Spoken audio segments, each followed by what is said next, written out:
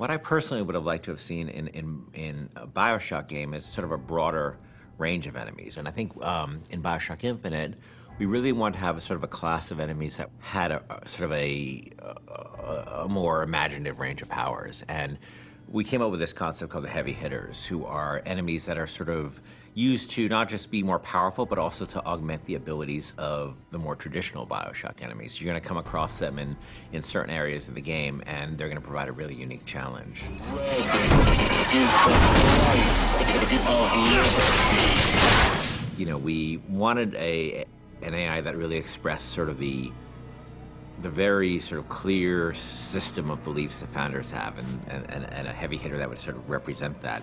And the Motorized Patriot is sort of the embodiment of that. And they came up with this idea of this creepily motorized, like Hall of Presidents animatronic George Washington. It was specifically the face, specifically this weird, like, porcelain child dolls, you know, poor rendering of George Washington.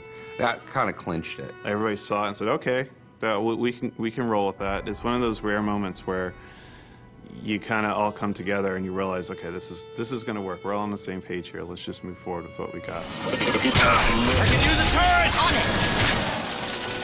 it! Booker, the gear! So the Motorized Patriot, a couple of things make him really special besides the aesthetic of him. One is that he's, unlike most of the enemies, he's completely fearless.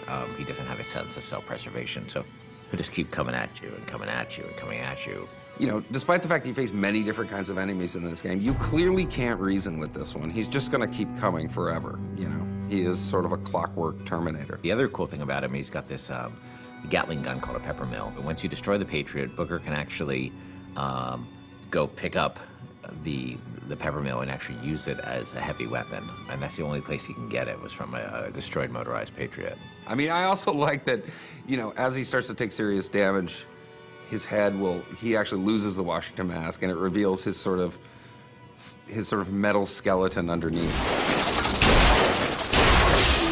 The thing I like most about this guy is that I think he's pretty readable as what he does. You know, he's a fairly simple guy. He's not a Swiss Army knife. He's a guy with a big gun, and I think that reads pretty well. He's got this incredible sense of heaviness. He's relentless, and just hearing sort of the things he's saying is both funny and kind of terrifying. But he's, you know, a deadly, deadly enemy.